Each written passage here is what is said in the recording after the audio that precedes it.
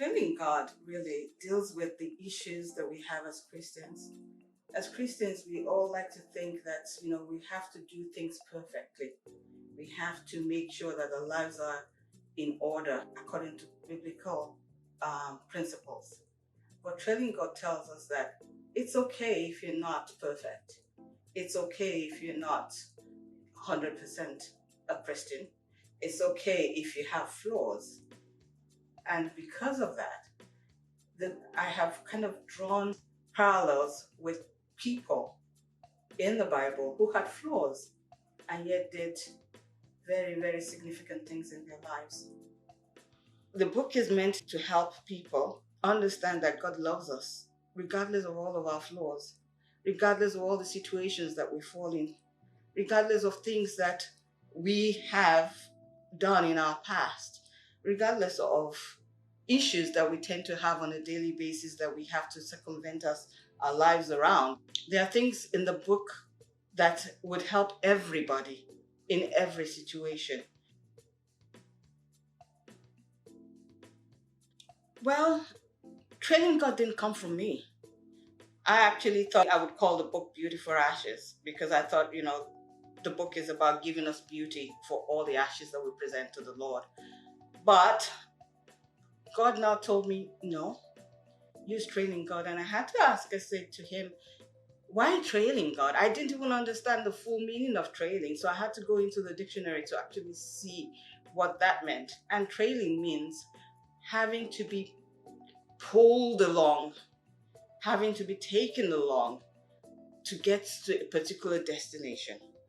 That is what trailing God is about. As Christians, sometimes we refuse to do the things that we know we ought to do. And training God is about how God gets you to your destiny through you kicking and fussing and jumping and complaining. But God still gets you there in the end. That's what training God means.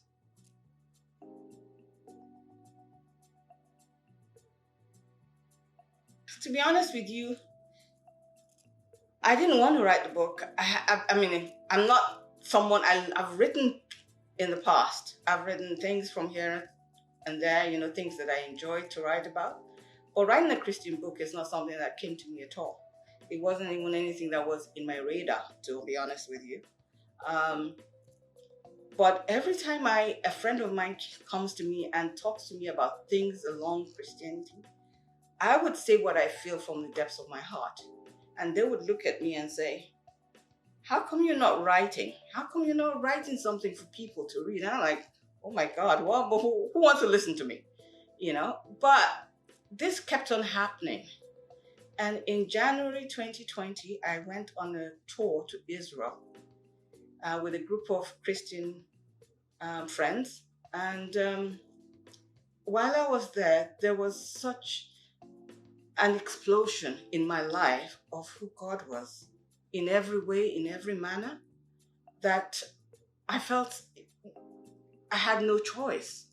I mean, I had strangers talking to me about the same thing. I would talk to them, and the thing they would say to me is, why aren't you writing a book? And when I came back, I said, God, you know me. I am a flawed woman. I am not perfect in any ways.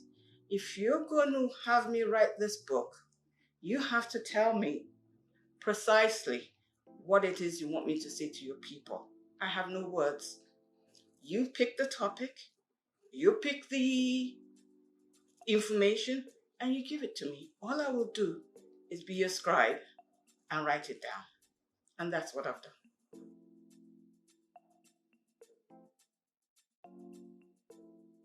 So if you look at the book in itself, and you look at all the, content, you would see that it doesn't really follow any particular pattern.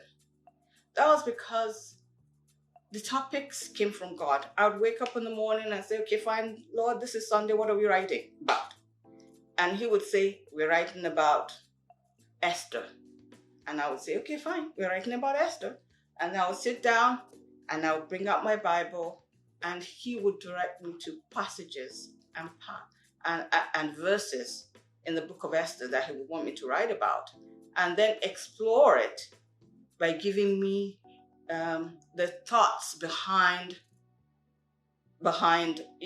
each chapter or each paragraph that I want to write about.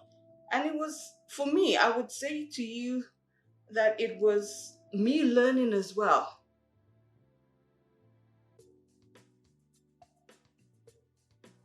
Oh, my life has changed in some ways, um, and in some ways it hasn't. Um, the big change, though, I will tell you, is that I find myself thinking a lot more about not just the people around me, not just my friends, not my family, but the whole world as is. And we've all gone through this pandemic. It's been very, very difficult for a lot of people, myself included. Um, so there's been so much pain, there's been so much sorrow. And now I don't just think about the people around me, I think about everybody. It's like a need, an urgency to reach people in their pain, to reach people in their sorrow, to be able to throw my arms around them and tell them that, you know what? Even in the midst of all of this, God loves you. God loves you. And God has made a way. He's prepared a way for you for all the issues that we tend to be having right now. There is a way out. And it's become a need for me right now, more so than just the things that we want, the material things of life, being able to have money, being able to have, cars, being able to have all of those material things. Yes, they're still there, but there is even a higher purpose, a higher calling. Now I feel the need to bring joy. I feel the need now to get this book out into the hands of as many people as possible, because I feel that they were going to learn something from it and it's going to help them in one way or the other. And that's how my life has changed.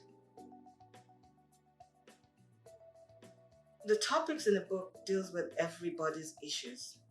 It deals with finances. It deals with character. It deals with creativity.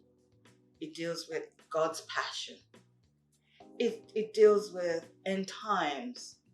It deals with entrapment, everyday issues. So anybody, Christians, Muslims, kings, queens, anybody that lays their hands on this is bound to get something out of this.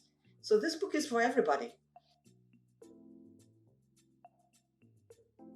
So right now, the book has been published and you can get it on Amazon.com. You can get it on BarnesandNobles.com. You can get it from the publisher, Westbow Press, at their bookstore. You can get it at Abe Books in the UK. And you can also get it at a couple of other outlets here in the US. And this is Trading God.